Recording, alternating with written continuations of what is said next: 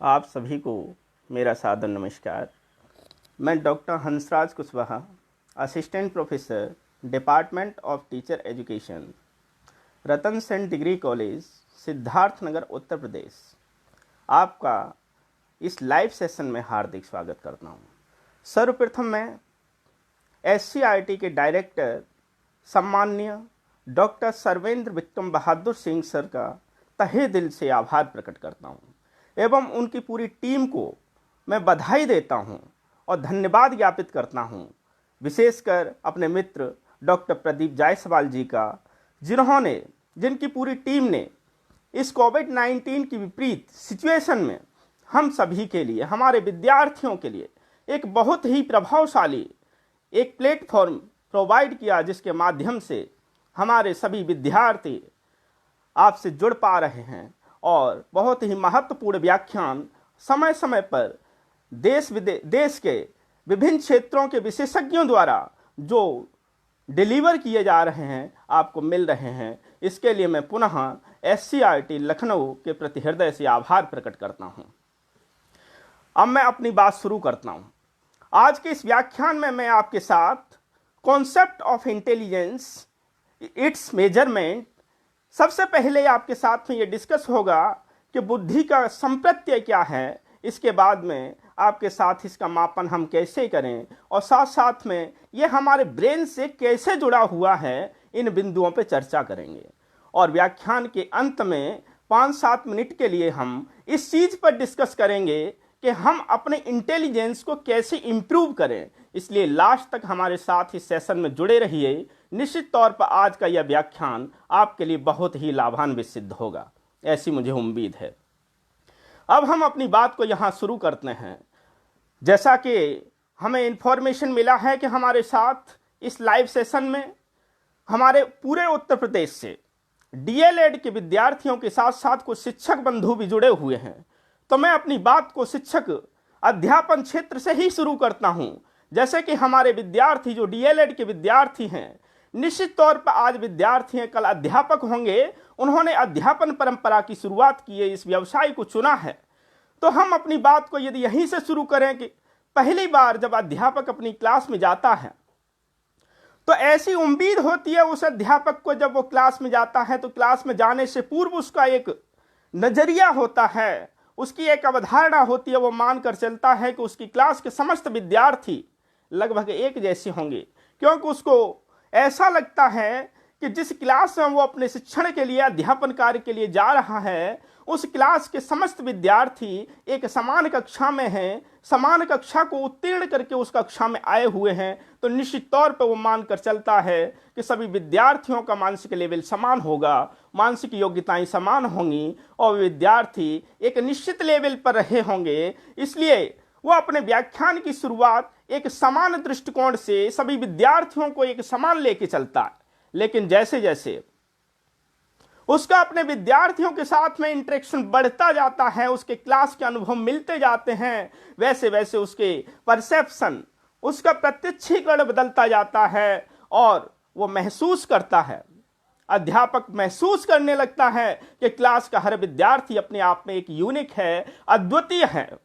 हर विद्यार्थी में अपनी कुछ क्वालिटी है और एक विद्यार्थी दूसरे से निश्चित तौर पर कई मायनों में डिफर होता है। और धीरे धीरे वो महसूस करता है कि उसकी क्लास का हर विद्यार्थी शारीरिक रूप से, मानसिक रूप से, सामाजिक रूप से, संवेगात्मक रूप से, या हम कहें कि जीवन के जितने भी पहलू हैं उसमें विविधता पाई जाती है, ऐसा उसको महसूस होने लगता है। अध्यापक महसूस करता है कि उसकी क्लास का हर विद्यार्थी जब देखता है तो देखते ही उसको पता लगता है कि फिजिकल अपीयरेंस में भी विविधता है, हाइट में, वेट में विविधता है। उसके साथ साथ वो देखता है कि उनके सोचने, विचारने, समझने की शक्ति में भी विविधता है, वेरिएशन पाया जाता है। जब वो क्लास में कोई सवाल हल करता है, अपने विद्यार्थियों को समझाता है, तो समझाते समय वो देखता है कि उसके प्रश्न को जैसे ही वो व्याख्या करता है तो उसको ये महसूस होता है कि क्लास के कुछ विद्यार्थी उसके व्याख्यान को जैसे ही उसने स्टार्ट किया और एक बार बताया, एक बार बताने के पश्चात ही उसके क्लास के कुछ विद्यार्थी उसकी बात को तुरंत एक्सेप्ट कर लेते हैं, सीख जाते हैं, जान जाते हैं। जबकि दूसरी ओर कुछ विद्यार्थी क्लास में ऐसे भी होते हैं जिनको वो अध्यापक 1 बार 2 बार 3 बार 4 बार भी बताए तब भी वो चीज को पूरी तरह नहीं समझ पाते हैं। आखिर ऐसा क्यों होता है?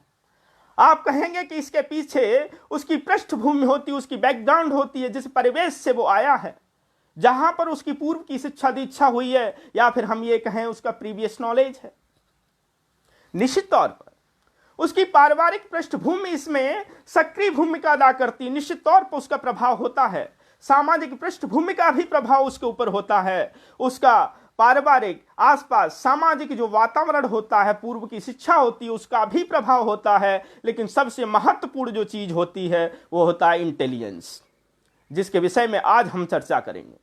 निश्चित तौर पर इंटेलिजेंस एक ऐसा कॉन्सेप्ट है जो हमारे पूरे ब्रेन को गवर्न करता है, जिसके द्वारा हम अपने समस्त क्रियाकलापों को संचालित करते हैं। इंटेलिजेंस के द्वारा ही हम कोई भी नई चीज सीखते हैं। जब कोई नई सिचुएशन होती है उसके साथ में हम समायोजन करना सीखते हैं, हम चिंतन करते हैं, हम विचार करते हैं, हम मनन करते हैं। हम ये कहें कि उसके माध्यम के द्वारा ही हम तर्क करते हैं और सवाल करते हैं। आखिर अब सवाल यह है कि यह जो इतना महत्वपूर्ण कॉन्सेप्ट इंटेलिजेंस का है, तो इसको हम समझें कैसे? क्या इस कॉन्सेप्ट को हम देख सकते हैं? यह मूर्त प्रत्यय नहीं है, यह हाइपोथेटिकल कॉन्सेप्ट है, इसको हम महसूस कर सकते हैं। तो आखिर हम इसको कैसे समझें, कैसे महसूस करें इस अमूर्त प्रत्यय को? अक्सर ये ऐसा अवधारणा बना ली जाती है कि क्लास में जब कोई विद्यार्थी अध्यापक ने कोई सवाल दिया, कोई कॉन्सेप्ट दिया, तो कॉन्सेप्ट बताने के बाद जो विद्यार्थी उस कॉन्सेप्ट को इजीली समझ जाए और अध्यापक के उन प्रश्नों का उत्तर दे दे, तो अध्यापक ऐसी अवधारणा बना लेता है कि वो विद्यार्थी इंटेलिजेंट है। क्या क्लास में उस विद्यार्थी द्वारा किसी एक टेस्ट में अमुक परीक्षा में हाईएस्ट अंक पा लेना ही इंटेलिजेंस होता है? नहीं, इसके अतिरिक्त भी इंटेलिजेंस कुछ और भी है। हम ये कहें कि इंटेलिजेंस उसके व्यवहार में परिलक्षित होता है। हम ये कह सकते हैं कि खेल के मैदान में खिलाड़ी किस प्रकार से खेलता है, उसका टारगेट ये रहता है कि उस खेल में वो टॉप कैसे करे, उसमें उसको विनर कैसे बने। उस विनर बनने के लिए वो जिस तरह की स्ट्रेटजी का इस्तेमाल करता है, जिन क्रियाकलापों को वो ब्रेन में प्लानिंग करता है, दैट इज इंटेलिजेंस। एक कलाकार अपनी कला में जिन ट्रेड्स का, जिन स्किल्स का प्रयोग करता है, जिसके माध्यम से वो कलाकार एक अपनी पहचान बनाता है, दैट इज इंटेलिजेंस। या फिर हम ये कहें कि सामान्य जीवन में भी व्यक्ति लोगों के साथ में कैसे बर्ताव करता है, उसका व्यवहार कैसा होता है, उसके व्यवहार से उसके साथ में कितने लोग जुड़े हुए हैं। हम ये कहें कि कई लोग ऐसे होते हैं जो समाज में लोगों के साथ संपर्क जैसे ही बनाते हैं, जिससे भी मिलते हैं उसके मित्र बन जाते हैं। उनकी एक कला है, व्यवहार कुशलता है। यह व्यवहार कुशलता भी इंटेलिजेंट है। यदि हम अध्ययन की बात भी करें कि एक अध्यापक अपनी क्लास में जब जाता है और क्लास के विद्यार्थियों को देखने के बाद ही वो समझ जाए कि मेरी क्लास के विद्यार्थी किस लेवल के हैं, उनको किस चीज की आवश्यकता है। या फिर हम ये कहें कि अध्यापक वही एक इफेक्टिव अध्यापक होगा जो अपनी क्लास में जाने के बाद उनका चेहरा देख के जान जाए कि मेरे विद्यार्थी इस लेवल के हैं, मेरे विद्यार्थी ये चाहते हैं। उसके हिसाब से वो अपनी टीचिंग मेथडोलॉजी को बदल ले, उसके अकॉर्डिंग उसको मॉडिफाई कर ले। उसको हम कहेंगे दैट इज इंटेलिजेंस। अध्यापक के दृष्टिकोण के साथ में हम ये कह सकते हैं कि आपने विद्यार्थी को कैसे समझा, उसके हिसाब से आपने कैसे उसको अध्यापन किया। और यदि हम शिक्षक के स्थान पर यदि विद्यार्थी के दृष्टिकोण से इंटेलिजेंस को देखें, तो ये होता है कि हमारा विद्यार्थी भी अध्यापक के व्याख्यान को अपने हिसाब से समझता है, क्योंकि हर विद्यार्थी अपने ब्रेन का उसमें यूटिलाइजेशन करता है और देखता है कि पहला अध्यापक जब आया है तो उसके पढ़ाने का जो तरीका है, उसके हिसाब से वो कैसे अपने आप को वहाँ पर एडजस्ट करे, कैसे समझे, किस प्रकार से उसके व्याख्यान को वो नोट करे, किस प्रकार से वो अपने ब्रेन में एक इमेज बनाए। हम ये कह सकते हैं कि उसकी भी अपनी एक लर्निंग स्टाइल होती है। जैसे टीचर की एक ट्रेनिंग, जो टीचिंग स्टाइल है, पढ़ाने का तरीका है, तो अध्यापक के साथ साथ विद्यार्थी का भी सीखने का एक तरीका है, एक लर्निंग स्टाइल है। तो जो लर्निंग स्टाइल बेस्ट होगी और वो किस लर्निंग स्टाइल को उसमें अपना रहा है, जिसके द्वारा वो दिए गए टीचर्स के व्याख्यान को अच्छी प्रकार से समझ जाए, दैट इज ऑल्सो इंटेलिजेंस। निश्चित तौर पर यदि हम बात करें तो हमारे जीवन के हर एस्पेक्ट में जहां भी हम लोगों के साथ में जहां तालमेल की बात होती है, इंटरेक्शन की बात होती है, कोई नई चीज सीखने की बात होती है, समायोजन की बात होती है, या फिर हम ये कहें कि जहां अमूर्त चिंतन की बात होती है, वहां पर हम अपनी इंटेलिजेंस का प्रयोग करते हैं।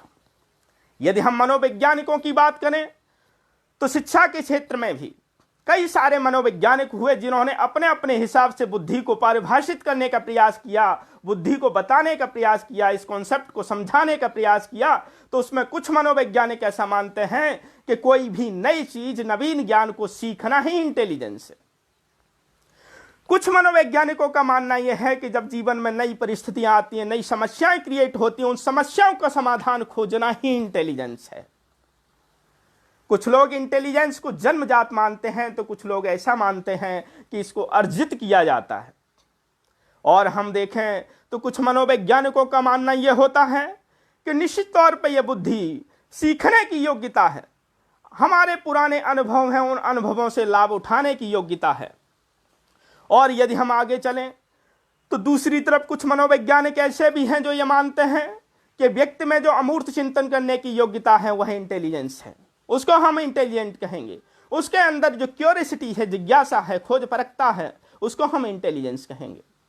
तो एक फ्रीमैन नाम के मनोवैज्ञानिक हुए, उन्होंने इन समस्त मनोवैज्ञानिकों के विचारों को एक जगह इकट्ठा किया और उनकी कैटेगरी में डिवाइड किया। तो उन्होंने पाया कि लगभग सभी मनोवैज्ञानिक इस बात पर सहमत थे, उनको 3 कैटेगरी में शामिल किया जा सकता था। और जितने भी मनोवैज्ञानिकों ने बुद्धि को उनके समय तक परिभाषित किया, वो कहीं ना कहीं उन 3 कैटेगरी पर ही आधारित उनके जो बयान थे या उनके विचार थे, हम ये कहें तो वो थे कि समायोजन की योग्यता के रूप में उन्होंने परिभाषित किया, या फिर उन्होंने सीखने की योग्यता के रूप में स्वीकार किया, या फिर हम कहें अमूर्त चिंतन की योग्यता के रूप में स्वीकार किया। तो फ्रीमैन साहब ने यहाँ पर 3 कैटेगरी में बांट के बुद्धि को समझने का प्रयास किया और कहा कि बुद्धि इन 3 कैटेगरी के आधार पर समझा जा सकता है, और जितने भी मनोवैज्ञानिकों के विचार हैं उन समस्त विचारों को इन 3 कैटेगरी में शामिल किया जा सकता है। तो उसमें पहली कैटेगरी उन्होंने कहा कि समायोजन की योग्यता के रूप में बुद्धि को कुछ लोगों ने परिभाषित किया, और दूसरे एस्पेक्ट में उन्होंने रखा कि जिन मनोवैज्ञानिकों ने कहा कि बुद्धि सीखने की योग्यता, उन्होंने दूसरी कैटेगरी में उनको शामिल किया।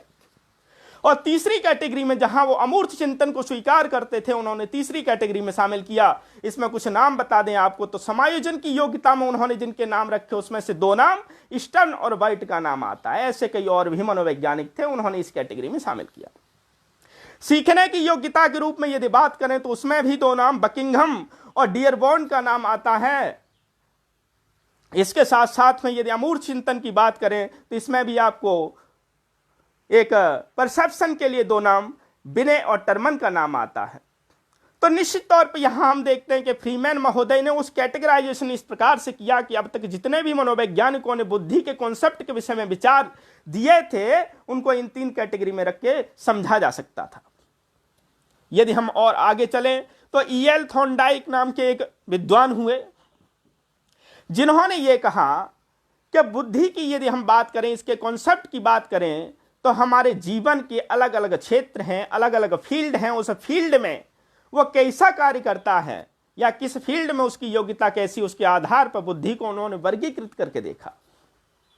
और उन्होंने देखा कि कुछ लोग हैं जो सामाजिक क्षेत्र में बहुत अच्छे हैं, इनकी सामाजिक कुशलता बहुत अच्छी है, व्यवहार कुशलता बहुत अच्छी है, नेतृत्व की कला बहुत अच्छी है। तो उन्होंने कहा कि ऐसे लोग जिनमें ये कुशलताएं बहुत अच्छी हैं, सामाजिक क्षेत्र में बहुत अच्छे हैं, इसका मतलब उनमें सोशल इंटेलिजेंस का हिस्सा बहुत ज्यादा है।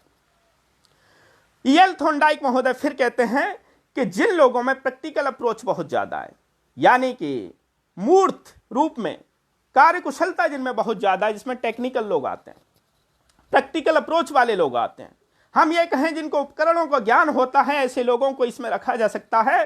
तो यहां पर थॉर्नडाइक महोदय कहते हैं कि इनमें स्थूल बुद्धि यानी मूर्त बुद्धि अधिक होती है।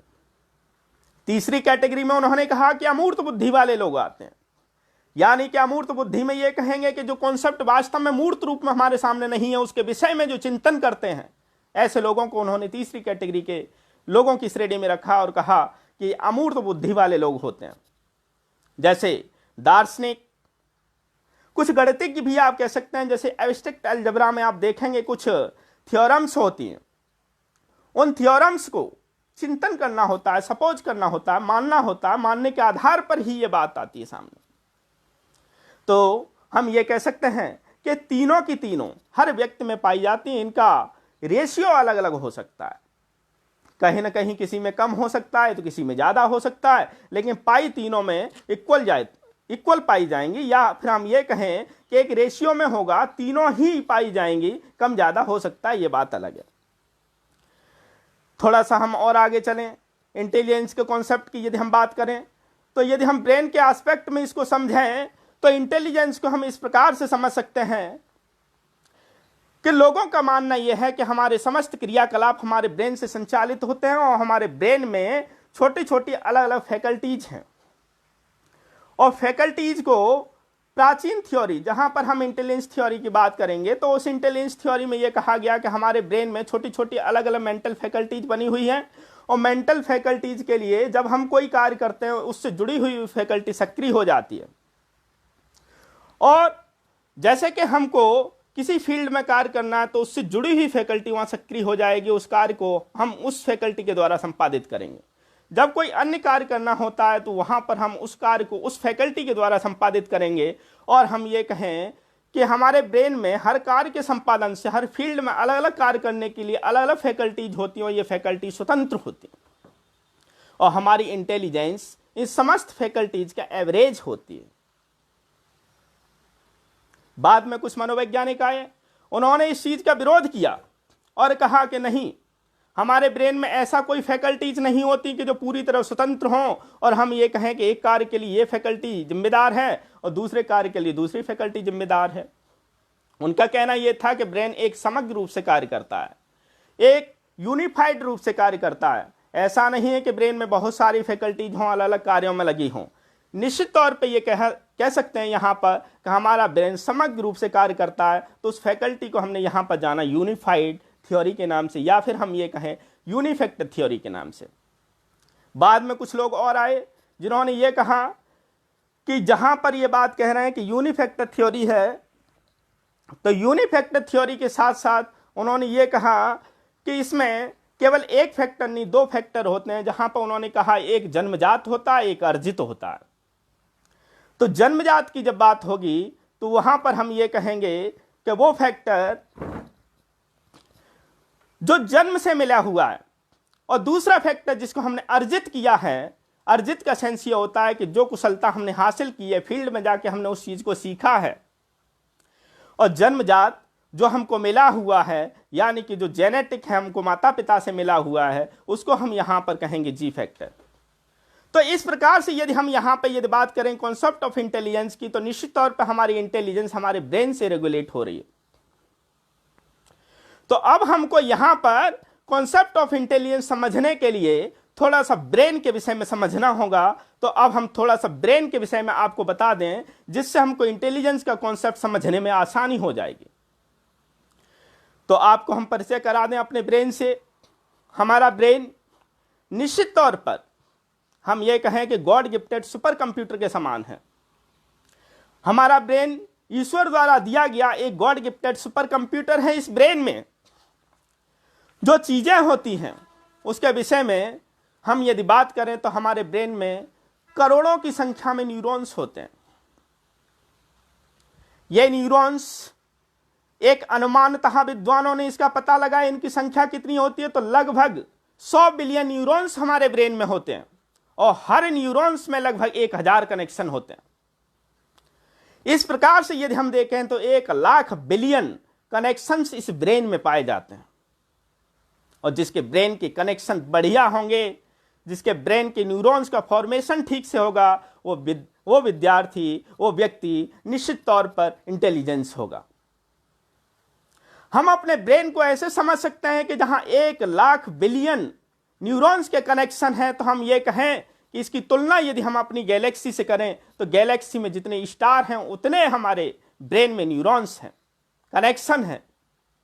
तो आप अंदाजा लगा सकते हैं कि हमारे ब्रेन की क्षमता कितनी है, असीमित क्षमता है। एक और एग्जाम्पल से यदि हम समझें तो अपने ब्रेन को इस प्रकार से समझ सकते हैं कि हमारा ब्रेन एक विशाल घने जंगल के समान है।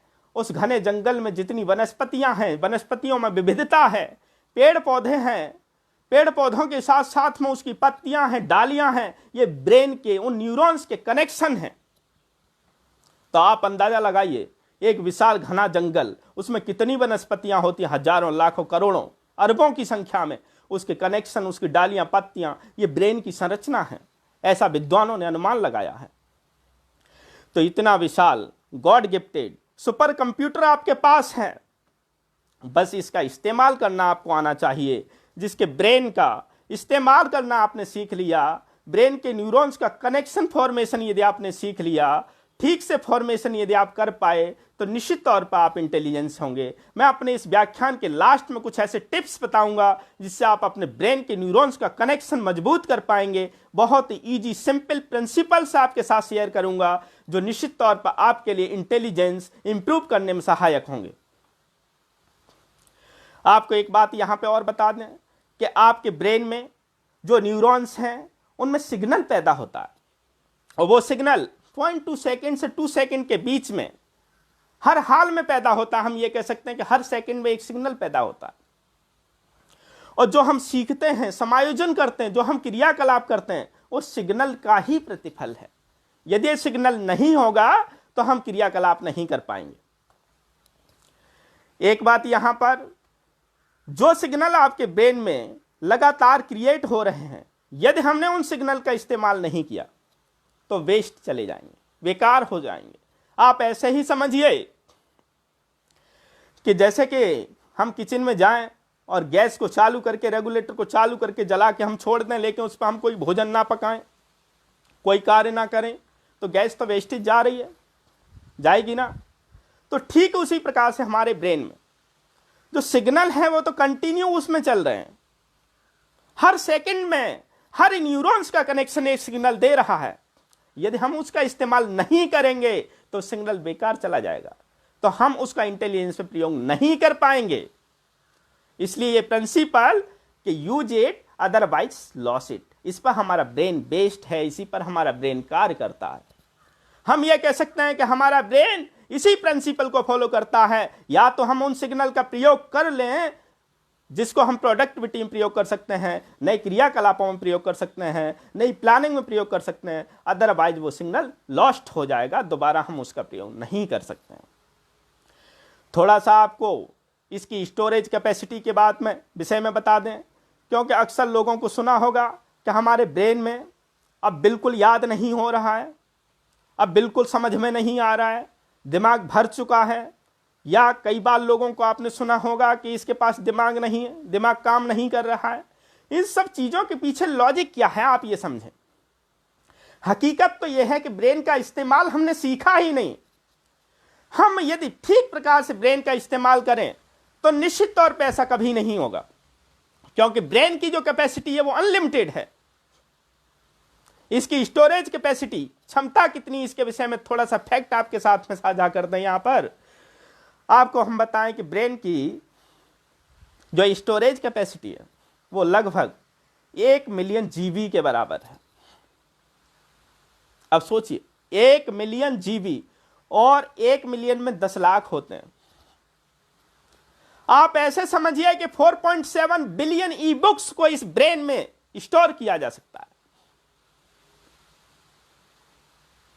एक दूसरे उदाहरण से आप समझिए कि ब्रेन की कैपेसिटी कितनी, स्टोरेज क्षमता कितनी है। आपको अंदाजा लग जाएगा, आपको महसूस होने लगेगा कि आपके पास इतना बढ़िया ब्रेन है, इतना बढ़िया स्टोरेज है, तो हम उसका इस्तेमाल कैसे करें, इस चीज को मैं लास्ट में फिर शेयर करूंगा आपके साथ। इस ब्रेन के पास आप ऐसे अंदाजा लगा सकते हैं कि यदि हम लाइव वीडियो बनाएं, जैसे कि इस समय लाइव चल रहा है, या टीवी शो चैनल की यदि हम बात करें, तो कंटिन्यू 24 घंटे ये चलाया जाए, तब भी लगभग 300 साल तक अनवरत लाइव चलाया जाए, इस ब्रेन में उसको स्टोर किया जा सकता है, समावेश उसका किया जा सकता है। ऐसा विद्वानों ने अनुमान लगाया है। अब आप सोच सकते हैं, इमेजिन कर सकते हैं इसकी ब्रेन की कैपेसिटी कितनी है।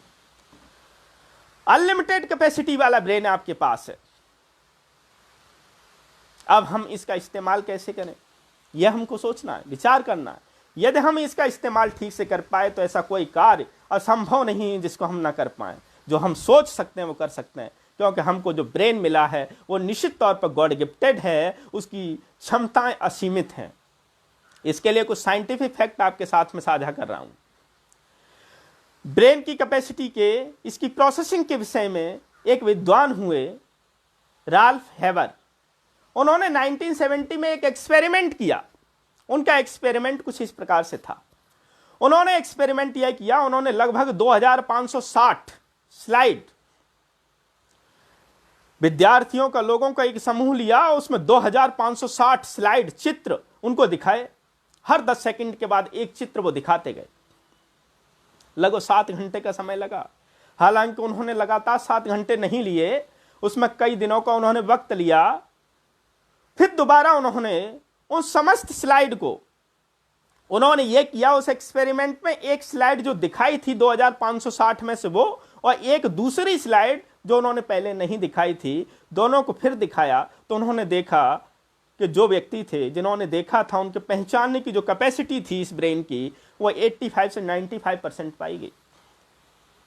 अब आप सोचिए, जो सिर्फ एक बार दिखाया गया था। हेबर साहब ने दोबारा एक्सपेरिमेंट किया। तो उन्होंने हर सेकंड में एक स्लाइड दिखाई। जो अभी 10 सेकंड के बाद थी, उन्होंने अब वो समय घटा के 1 सेकंड कर दिया। फिर उन्होंने देखा कि परिणाम लगभग वही थे। एक दूसरा एक्सपेरिमेंट आपको बताता हूं। इनका नाम है विद्वान का R.S. निकर्सन। इन्होंने एक एक्सपेरिमेंट किया। इनका एक्सपेरिमेंट यह था कि इन्होंने 1 सेकंड में एक चित्र दिखाया और 600 चित्र दिखाए। फिर उनको पहचानने के लिए इन्होंने फिर से दिखाया, तो उसमें एक्यूरेसी थी 98%। दोबारा फिर इन्होंने इस एक्सपेरिमेंट को किया, तो उन्होंने 600 से बढ़ा के चित्रों की संख्या कर दी 10,000, और परिणाम देखा लगभग फिर उतना ही था। और उन्होंने एक अनुमान व्यक्त किया कि यदि इन चित्रों की संख्या बढ़ा के 1 लाख भी कर दी जाए, तब भी परिणाम लगभग वही होगा, ऐसा R.S. निकर्सन का प्रयोग कहता है। अब आप अंदाजा लगा लीजिए इस ब्रेन की कैपेसिटी कितनी है, सोचने की क्षमता कितनी असीमित है। जब इस क्षमता का हमको एहसास हो जाए कि इस ब्रेन में इतनी असीमित क्षमता, इतनी स्टोरेज क्षमता, इतनी बढ़िया प्रोसेसिंग है, तो हम इसका इस्तेमाल निश्चित तौर पर अपने जीवन में कर सकते हैं। अब फिर लौट आइए अपने कॉन्सेप्ट की तरफ, जहां हम इंटेलिजेंस के कॉन्सेप्ट की बात कर रहे थे। तो इंटेलिजेंस कॉन्सेप्ट आखिर है क्या? जो ब्रेन को हमने समझा अभी, इस ब्रेन के न्यूरॉन्स का जो कनेक्शन है, जो फंक्शनिंग है, जो न्यूरॉन्स का फॉर्मेशन है, जो सिग्नल के विषय में हमने बात की, उन सिग्नल का यूटिलाइजेशन है, वही इंटेलिजेंस है। जो जितना बढ़िया उन सिग्नल का प्रयोग कर लेता है, वो उतना इंटेलिजेंस माना जाता है। जिसके ब्रेन में न्यूरॉन्स की फॉर्मेशन जितनी बढ़िया होती है, वह व्यक्ति उतना अधिक इंटेलिजेंस होता है। ठीक, तो यही इंटेलिजेंस का ओवरऑल कॉन्सेप्ट है, क्योंकि यहां पर हमको ब्रेन की फंक्शनिंग जितनी बढ़िया कर लेंगे, उतना इंटेलिजेंस वो व्यक्ति अधिक होगा।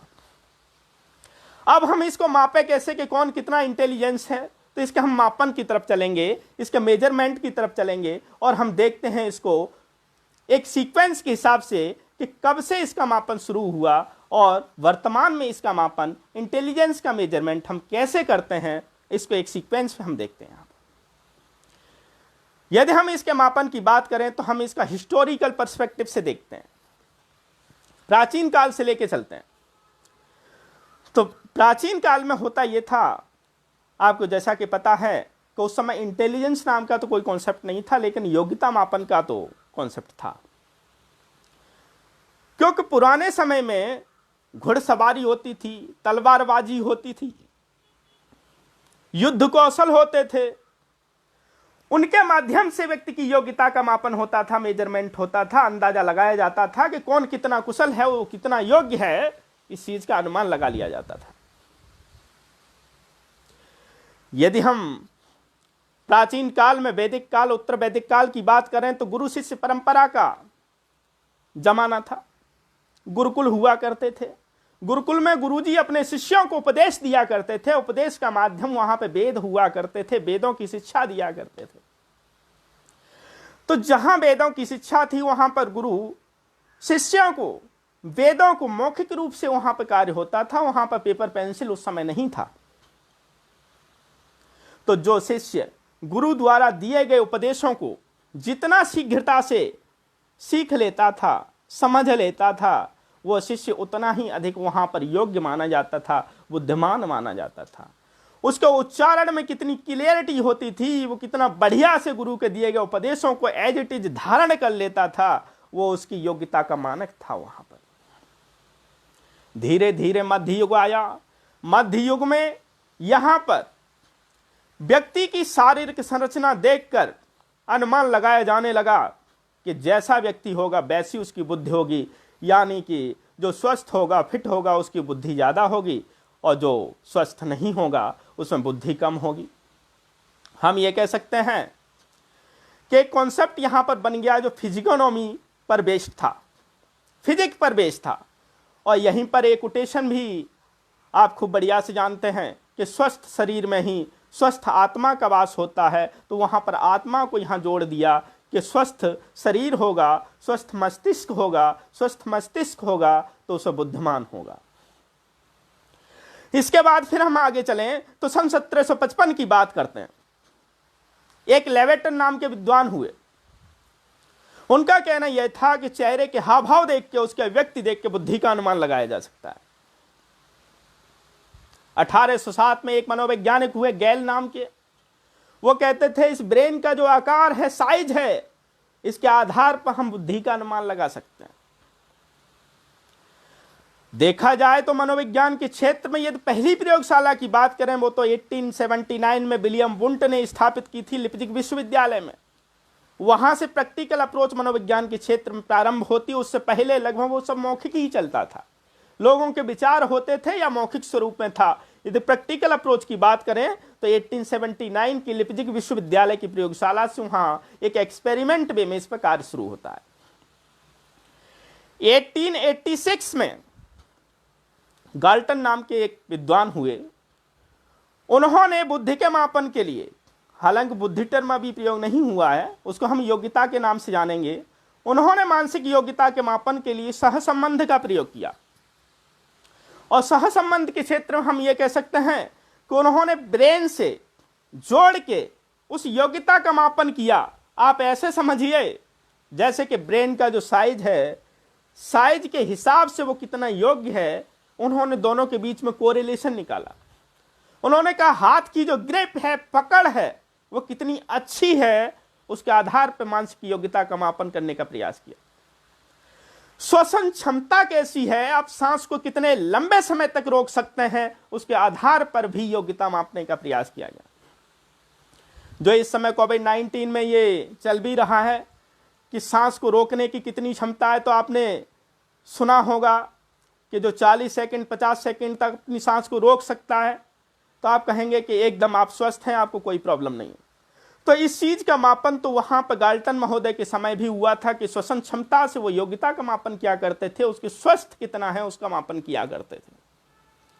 1890 में कैटिल महोदय आए।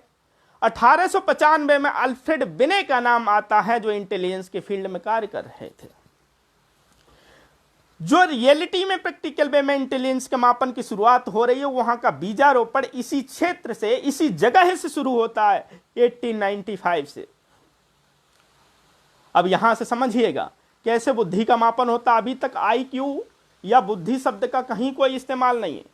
IQ जो कॉन्सेप्ट हम आज के समय में प्रयोग करते हैं वो अभी प्रयोग नहीं हुआ है अभी तक। सन 1904 की बात है। फ्रांस कंट्री में वहां पर फ्री एंड कंपल्सरी एक्ट लागू हो चुका था। समस्या यह थी कि फ्रेंच जो स्कूल्स थे, उन स्कूल्स में भाई जब कंपल्सरी एजुकेशन थी तो कंपल्सरी एजुकेशन का मीन्स यह होता है कि बच्चा ड्रॉप आउट नहीं करेगा। वहां पर ड्रॉप आउट बढ़ चुका था, बच्चे लगातार फेल हो रहे थे। फ्रांस कंट्री की बात है, अपने कंट्री के संदर्भ में मैं इस समय नहीं कह रहा हूं। तो फ्रांस कंट्री में हुआ यह कि लगातार बच्चे जो नॉर्मल स्कूल्स थे, फ्रेंच स्कूल्स थे, उनमें फेल होते जा रहे थे, ड्रॉप आउट होता जा रहा था, क्योंकि बच्चा लगातार फेल होगा वो विद्यालय में नहीं टिकेगा। तो फ्रांस सरकार चिंतित हो गई। आपको ये तो पता ही होगा कि फ्रांस सरकार में ये right free and compulsory education काफ़ी पहले लागू हो चुका था।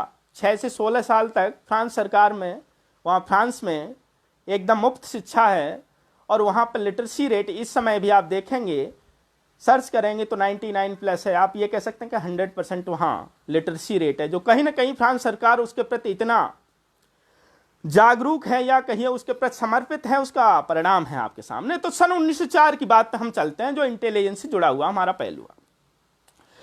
फ्रांस सरकार को इस चीज की चिंता हुई कि फ्रेंच स्कूल में वो बच्चे लगातार फेल क्यों हो रहे हैं, उसके कारणों का पता लगाया जाए, या फिर हम ये कहें ऐसे बच्चों का पता लगाया जाए जिनके लिए वो नॉर्मल स्कूल, फ्रेंच स्कूल किसी काम के नहीं थे।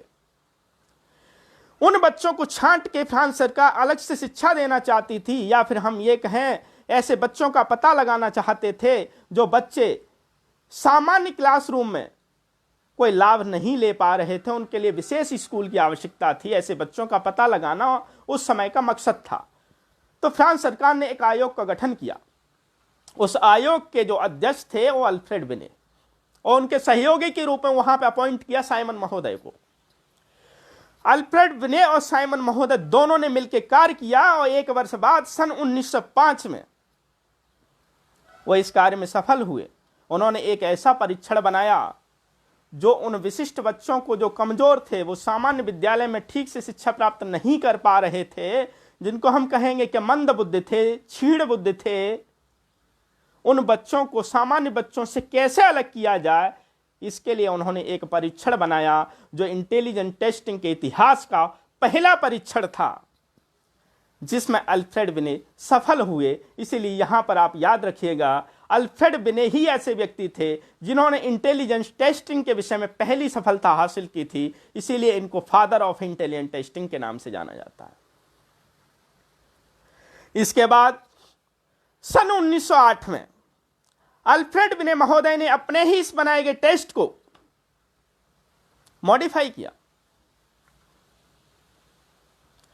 जो पहला 1905 में था, उसमें जो एज ग्रुप था वो 3 से 16 साल के लिए उन्होंने बनाया था, कि उस एज ग्रुप के लिए, क्योंकि वहां एजुकेशन जो सिस्टम था फ्रांस में वो 6 से 16 साल का, तो उन्होंने 3 से 16 साल तक के लिए वो टेस्ट बनाया।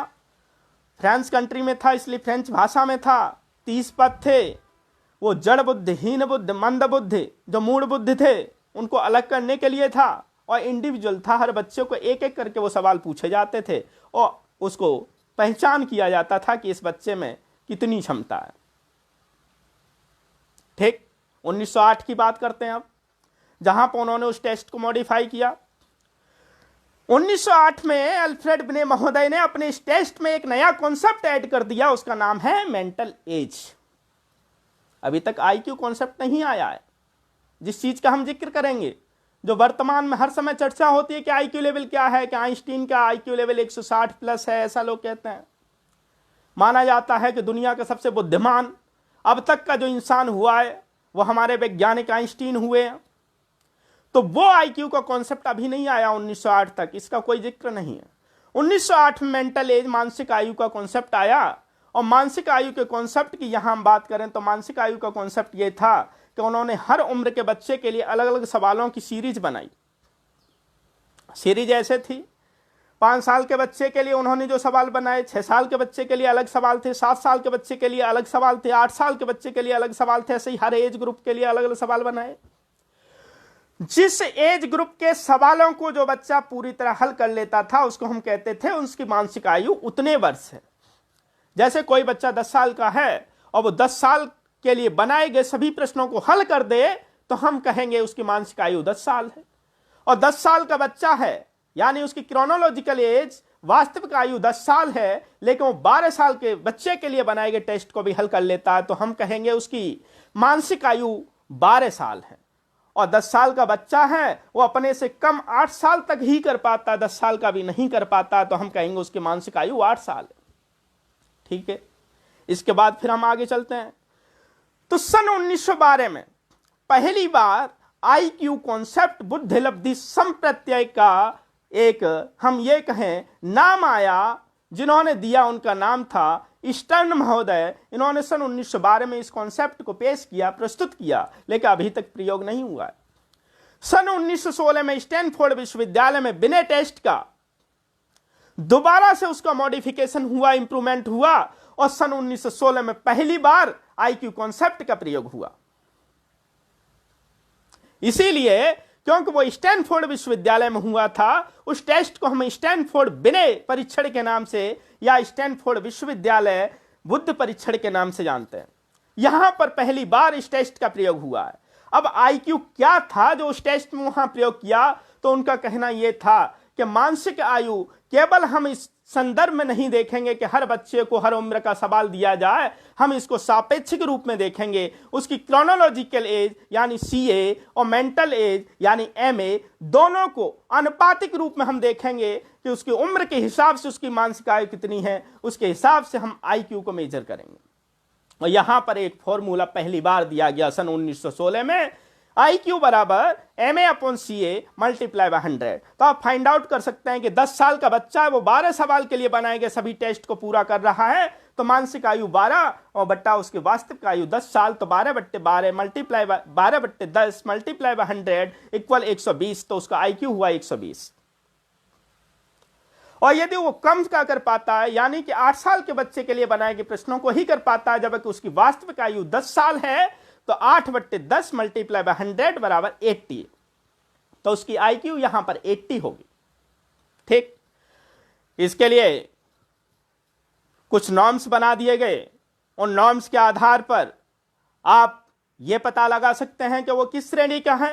तो टर्मन महोदय ने, क्योंकि उनका ही ये एक्सपेरिमेंट था जो प्रयोग किया था, इन्होंने IQ शब्द का प्रयोग किया वहां पर, तो उन्होंने एक नॉर्म्स बना के दिया। वहां पर यह कहा गया कि 85 से 110 के बीच में जिसका IQ मिलेगा उसको हम कहेंगे औसत है, और 110 से 120 के बीच में आएगा उसको हम कहेंगे उत्कृष्ट है, और 120 से 140 के बीच में होगा उसको हम कहेंगे गिफ्टेड है, और 140 से अबव होगा उसको हम कहेंगे जीनियस, और भी ऊपर है उसको हम कहेंगे गॉड गिफ्टेड सुपर जीनियस, और जो 85 से बिलो होगा उसको हम कहेंगे औसत से नीचे है, मंद बुद्धि है, और नीचे होगा उसको मूढ़ बुद्धि कहेंगे, जड़ बुद्धि कहेंगे, उससे भी और नीचे होगा उसको हम पुअर की श्रेणी में रख सकते हैं, बहुत ही छीड़ बुद्धि में रख सकते हैं। तो इस प्रकार से हम इंटेलिजेंस का मापन कर सकते हैं। ठीक, तो यहां तक उम्मीद है कि आपको ये कॉन्सेप्ट समझ में आ गया होगा कि इंटेलिजेंस का कॉन्सेप्ट क्या है, इसका हम मापन कैसे करेंगे। अब हम लास्ट में आपको अपनी इंटेलिजेंस को हम कैसे इंप्रूव करें, इसके लिए 2-3 मिनट में अपनी बात को यहां पे आपके साथ साझा कर रहा हूं। आप अपनी इंटेलिजेंस को इंप्रूव करने के लिए, अपने ब्रेन के न्यूरॉन्स की कैपेसिटी, कनेक्शन को इंप्रूव करने के लिए कुछ बेसिक बातों को, बेसिक प्रिंसिपल को ध्यान में रखिए। पहला, ये जो प्रिंसिपल मैं आपके साथ साझा कर रहा हूं वही किसी किताब में नहीं, ये अपने अनुभव का परिणाम है। हम ये कह सकते हैं कि आप अपने जीवन में इनको फॉलो कीजिए, आपके अंदर ओरिजिनलिटी का भी विकास होगा, आपके अंदर क्रिएटिविटी का भी विकास होगा, आपके अंदर क्रिटिसिज्म, एक क्रिटिकल थिंकिंग का भी विकास होगा। निश्चित तौर पे आपके अंदर ब्रेन की, न्यूरॉन्स की कनेक्शन की जो स्पीड है, फॉर्मेशन है, उसका भी इंप्रूवमेंट होगा, आपकी इंटेलिजेंस का इंप्रूवमेंट होगा, और आप जीवन में नई प्लानिंग कर पाएंगे और जीवन में सफल हो पाएंगे। इसके लिए बहुत ही महत्वपूर्ण चीजें हैं, आप इन चीजों को नोट कर लीजिए, याद रखिएगा। पहला, ऑलवेज बी पॉजिटिव, जीवन में सदैव पॉजिटिव रहिए। Think positive, act positive equal to life positive. यदि आपने हमेशा सोचना शुरू कर दिया कि आप जीवन भर पॉजिटिव ही सोचेंगे और पॉजिटिव ही करेंगे, तो आप जीवन में सफल होंगे, आपकी जिंदगी पॉजिटिव हो जाएगी। दूसरा प्रिंसिपल, बी नेचुरल, स्वाभाविक रहिए, बनावटीपन से बाहर निकलिए, अपनी जिंदगी को मौलिक बनाइए, अपने मौलिक चिंतन को जागरूक कीजिए, अपनी मौलिकता में रहिए। निश्चित तौर पर आपका ब्रेन मौलिकता चाहता है। अगला प्रिंसिपल, एक हॉबी रखिए, एक शौक रखिए। हॉबी का मतलब आपकी इस प्रकार की हॉबी हो जो आपके ब्रेन को रिलैक्सेशन देती हो।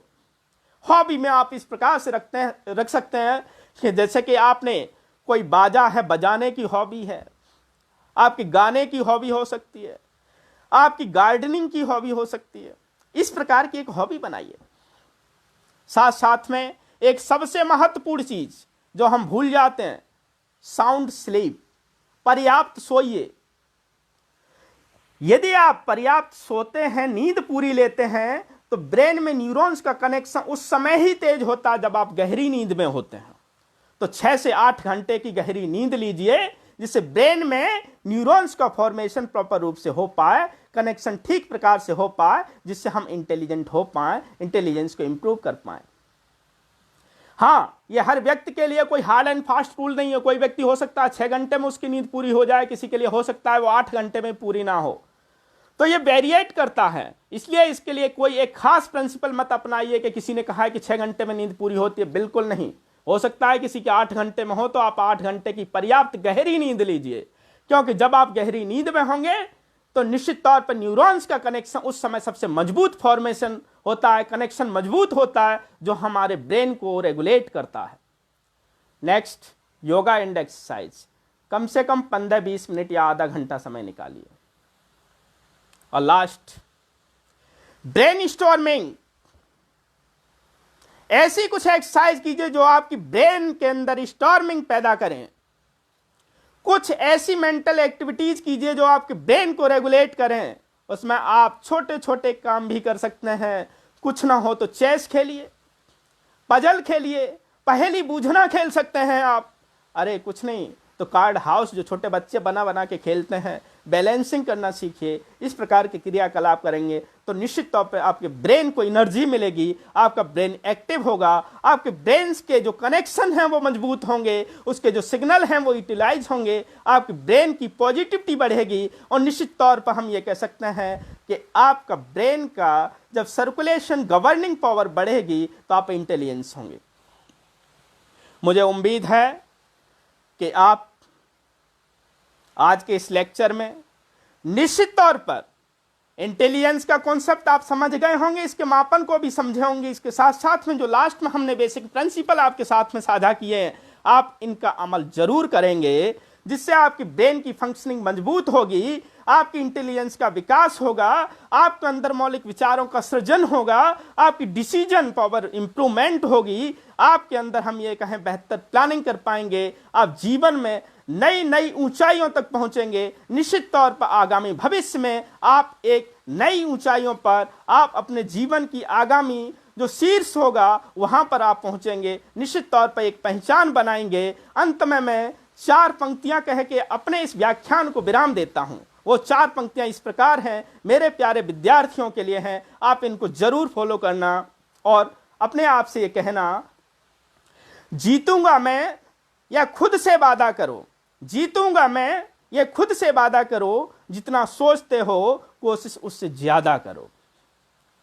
तकदीर भी रूठे पर हिम्मत न टूटे, तकदीर भी रूठे पर हिम्मत न टूटे, मजबूत इतना इरादा करो।